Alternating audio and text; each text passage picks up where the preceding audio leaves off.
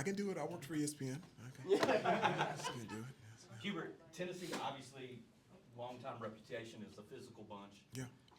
Coming out of the Bahamas, that game against Nova was super physical. Yeah. Is there anything just leaving there in terms of like a teaching point or something you want those guys that you saw from Nova to try to carry over into tomorrow night with how physical both teams are? Well, you're right. Tennessee is very physical. They're an outstanding defensive team, and I just have a long history with Coach Rick Barnes. He's one that recruited me out of high school when he was coaching George Mason. So I've known Coach Barnes since I was 17 years old, and I would even say not just Villanova, but for everything from the Bahamas, it was just a mixture of like different playing styles. I mean, from going from Northern Iowa to Villanova to Arkansas, it was in 3 straight days, 3 different like ways that our opponents played, I think helps us and puts us in a position to be able to compete against a really good Tennessee team tomorrow night. Any update on the quarterback? Yeah, he's going to try to practice today. He's getting better each day, but it's still uncertain whether he'll be good enough to play tomorrow night or not. Hubert, aside from the physicality that Tennessee brings, what other things stand out about them when you break down the film? Well, their physicality, but they're always a really good defensive team, especially in the half court. Excellent rebounding team. Offensively, I feel like they have the ability to be able to score in the paint, but they've got some dynamic wing players that can create their own shot in different situations. So from an offensive standpoint, they pose a number of problems in terms of being able to shoot the ball from 3, but also athleticism and quickness to be able to punch gaps, get into the lane, and be able to cause problems off of pick and rolls, transition. So, and all 5 of their guys crashed the offensive glass. So that's been a huge emphasis for us all year, but specifically leading up to tomorrow night's game is that, making contact first and boxing out, everyone has to rebound tomorrow night. How big of an impact can seeing this team compete against the Villanova and beat in Arkansas, how much of an impact can that have on the rest of the season as far as like their belief in themselves? Well, one of the things that I talked to the team after the game against Villanova was how are we as a team going to react and respond? And I was really pleased at how we responded, in the second half against Northern Iowa. I was very proud of them, how they responded against Arkansas, specifically in the second half. And so that can continue to build confidence in terms of, giving us that confidence to be able to compete at the highest level, but also reinforce how much more we need to get better and how much more we need to grow. Hubert, what's enabled Harrison to fit so seamlessly with this group, and what have you been most pleased with about his play just early? Well, one, his personality. He's one of those guys that makes you laugh, but he's not trying to be funny. He's just a joy and a pleasure to be around. He has an excitement of being a part of this program and this team and playing at the highest stage. It's it's like a newness about him, that an excitement that just really lights up the locker room, and then on the floor, his size and his ability, he can just do a number of things on the offensive end. You put a smaller guy on him, he has the ability to post up. He's an excellent passer. Put a bigger guy on him, he can handle the ball, he can shoot from 3, so he can play a number of different positions. And so moving him around on the offensive end and also having the versatility, because he's strong and big defensively, it's really allowed us to do some different things on both ends of the floor that we haven't been able to do in the past. Some of the guys last year talked about how when the sets would break down, they kind of struggled when they had to go into freelance mode at times.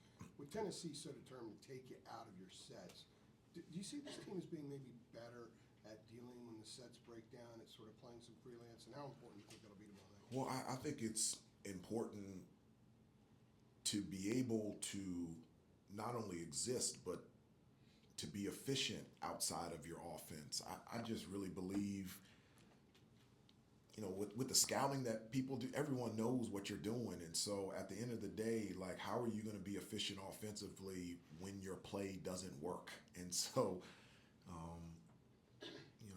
I like the way that the ball is moving. We have a number of playmakers out there on the floor that just in freelance situations can make a play, not only for themselves, but for their teammates. And that's something that's going to be huge for us tomorrow, is to be able to generate not only shots, but good shots when we don't get anything out of our initial set. On top of that, after the Riverside game, I'd asked you about how long you think it might take for this team to sort of gel with all the new parts, and you said, you gave the Roy quote about Rome wasn't built in a day, but it was worked on every day. Yeah. How much do you think you guys moved that forward last week, playing 3 games in 3 days? I do think it moved it forward. I still think we have a long ways to go. I mean, we've only played 6 games, and I think the growth that this team, I've said this before, that there's situations where I've said I'm very encouraged by the way that you guys have played, but I'm also encouraged because of how much better that I feel like that we can get. And so I think going, these first 6 games at different opponents, going to the Bahamas, playing 3 games in a row, coming back, playing Tennessee, I think it adds to us building the type of team that we want to become. And I think, it's a great opportunity for us tomorrow night. Hubert, what can you say about the growth of Seth this season? Obviously earned the start against Northern Iowa and then had the big game against Arkansas. He's improved a lot, it seems like. Yeah, he has. I mean, and, that's, number one, skill development is just really huge for us. It's something that we spend a lot of time on. We're on the court with the guys all the time, but the reason why Seth is better this year compared to last year is because of Seth, his hard work. And, one of the things that I tell the guys all the time is your number is going to be called. And I can't tell you when, where, how, the manner in which it'll come or where it'll come, but when it comes, your job and your responsibility is to be ready. And when Seth's number has been called, and he's been ready on both ends of the floor, and I was really happy the way that he played against Arkansas. Just following up on that, Seth talked a lot about in the offseason, like the UNC Media Day, just his mentality and changing that and his confidence. Is there someone on the staff, like akin to Jackie Manuel and Leaky Black, that's really been working with him on that? Any names come to mind? A lot of it is Seth himself. But Yeah. Well, as I've said before, like, I require the guys to stop by the office all the time every week, so that we're just not talking about basketball, we're spending time with them. And so I always say that I can't coach you unless I know you, and you can't play for me unless you know me. And so the only way that we can do that is spend time together. And we spent a lot of time with Coach Jeff Lebo, Coach Marcus Page, but really everyone. And we want to see our guys get better and continue to improve and play with confidence. And Seth is doing that. Obviously, Armando Beckat's guys played a lot of basketball, things like that. Didn't have the greatest tournament, I guess, scoring-wise last week. Is that something you kind of talked to him about, and just what is kind of the key to maybe getting him back on track a little bit? Well, I mean, he's going to be a focal point. He has been every game. I mean, they're not going to let him just post up and score. They're going to make it very difficult for him. They're going to hard dig. They're going to double team. They're going to be physical with him. And those are things that all of us as players have to adjust to and be able to be the best that we can be out there on the floor. Armando, you could say maybe from a scoring standpoint, but like, he brings so much more to the table than just scoring. His rebounding is obviously elite, the best that anybody at Carolina has ever done. His ability to defend and block shots, his experience, his presence of just posting up opens up everything for us out there on the perimeter and driving lanes to the basket. And so one of the cool things about Armando is he can be dominant in a number of different ways, and he'll be good tomorrow night.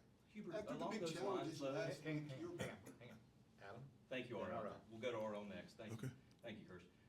Along those lines with Armando, though, was there anything that you noticed about just his finishing Yeah. around the rim? He was, as you said, he was dominant in the first 3 games. Yeah. I know the competition stepped up, but Yeah. I mean, was there anything with the finishing? Because it looked like there were some point blank ones that he didn't finish down there. Well, I think,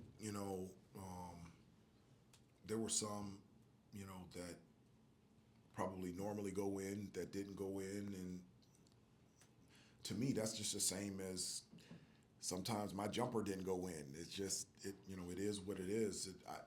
To me, the thing that I look at is the quality of shot, where he's posting up, how hard is he posting up, the moves that he's making, is he attacking the offensive glass? And so,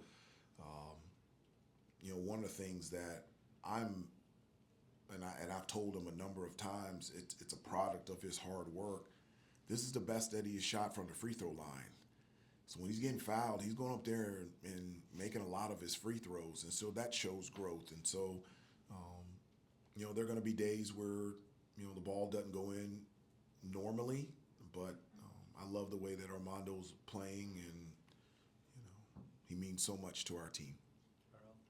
Yeah, after the challenges at Atlantis, you're about to play 4 ranked teams and an ACC opener in the next 5 games. Do you like that many challenges this early in the season? Well, I can't remember a time where there hasn't been challenges for the University of North Carolina men's basketball program. I just don't remember a time. I remember when I played here and we played everybody. As an assistant coach, we played everybody. And so this isn't uncharacteristic of what Carolina men's basketball does. And so it's great to be able to play teams like Tennessee and Arkansas and Villanova. And, the only difference is playing a conference opponent this early. That's something that is just relatively new. But in terms of playing a challenging schedule and playing against some of the better teams in the country, to my knowledge, that's what Carolina has done since I can remember Carolina being Carolina. When you look at Tennessee, just having one of the better defensive teams in the country, I guess, UVA has the pack line defense, but when you look at the Volunteers, what do they kind of do defensively that causes so much havoc for opposing teams? Well, I think, there's a number of things. One, they have great individual defenders. I mean, they have guys that just buy in and just are gifted individual one-on-one defenders, whether it's out on the perimeter or in the post. They do a really good job of protecting the paint, and not allowing teams, whether to post up or dribble drive, attack the basket, to keep guys out of the paint. And they're a really good physical rebounding team. So if you can check those 3 boxes, that puts you in a position to be really good defensively. And that's something that's always been a staple of Coach Barnes, whether he was at Texas or Clemson or George Mason, and now at Tennessee. And those are things that have always been consistent with the teams that he has coached. How is RJ different this year so far than previous? Leadership. I mean, his game just continues to expand, and being able to always be a big time player and make plays on both ends of the floor that need to be had. But his just leadership. I mean, just yesterday at practice, him being comfortable to be a leader in his own personality, the way that he communicates with everybody. It's his leadership. This is the most that I've ever heard him speak, have a voice this year. And I love it because he's somebody that the players listen to and they respond to and they respect. How much is leadership also performing and maybe taking that shot when it needs to be taken, making the shots, the stuff that he did, especially the last 2 games in the Bahamas? It looked like his play exuded some leadership as well, not just the vocal stuff. Well, I think you can be a leader in a number of different ways. I think you can be a leader by your play. I think you can be a leader, by words. I think you can be a leader by your actions. I think you can also be a leader by how you respond and how you react to certain situations, whether things are going your way or things aren't. And so I think you can be a leader. How do you prepare? How you practice? I think leadership comes in many different forms, and that's the thing that the growth in RJ is that not only has he grown as a leader, but in many different areas. Just kind of stay on RJ. How do you think he's kind of benefited from maybe having Cadeau and Ingram out there to kind of help us playmakers? Like from our perspective, it seems like he's able to find his shot a little bit more. There's actually been more catch and shoot opportunities. How has he kind of benefited from some of those other guys helping with it? Well, I mean that's what I have always enjoyed and wanted is as many playmakers out there on the floor as possible. I think it's just too much, especially at our level, to have just one guy that can make and create shots. I think you need multiple guys that can do things on the offensive end, shot creators when the play breaks down, that can generate good shots and generate points. And so having, guys on the floor like Seth and Elliott and Harrison and Cormac and Armando, guys that can create shots, I think not only does it help RJ, I think it helps everybody else on the team. Take one or two more and then we'll get Harrison in here. To follow up on Adam's question about Armando, you mentioned you judge shot quality. Have you been satisfied with like the disbursement of shots? You always talk about penetration through the post. Have you been satisfied with the number of touches that Armando's been getting so far? Yeah,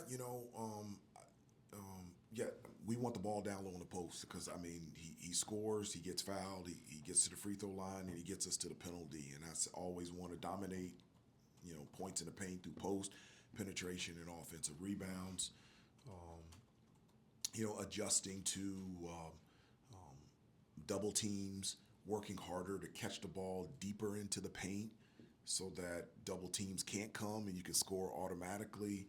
Running in transition to be able to get early post touches. It's very difficult to double team in transition. And so just different things on trying to utilize everything that Armando can do for us out there on the floor. And so looking forward to him playing tomorrow night. Last one, Adam. Hubert, Harrison said to us the other day, he mentioned that he got over to the bench and Marcus had like the iPad and was showing him like, if you get down a little bit more in the post here, things might open up. Like for you as a head coach, is that having, the NCAA rule change where more guys can coach more guys? Yeah. Is that one of the benefits where you can say, Marcus, go get with him on the iPad while I yell at these officials? You don't like. Is that one of the? Is that one of the benefits? I didn't yell at the officials. I'm just saying, for instance. But you know what I mean? No, like, it is. It is. It's. First of all, I can't work an iPad, so I know that I couldn't do it, and so I wouldn't know what I was doing. But to have that instruction, but not only that instruction, that in-game instruction is invaluable. That's something that I never had when I played, and I think it would have been really beneficial in the heat of the battle to be able to say, look, this is something you need to do a little bit different defensively on the offensive end. This is how you're playing. They've been doing that in football all the time, but to have that ability to do it in basketball is something that's really unique. But also want to compliment Marcus because it's also the time and the delivery of it. And Marcus just has a talent to be able to communicate, but communicate in the right way at the right time. And that's awesome. I think it's great. Thank you, Coach. We'll get Harrison. Appreciate it, Hubert. Okay, see you guys later. Okay, see you guys later. Sorry I was late.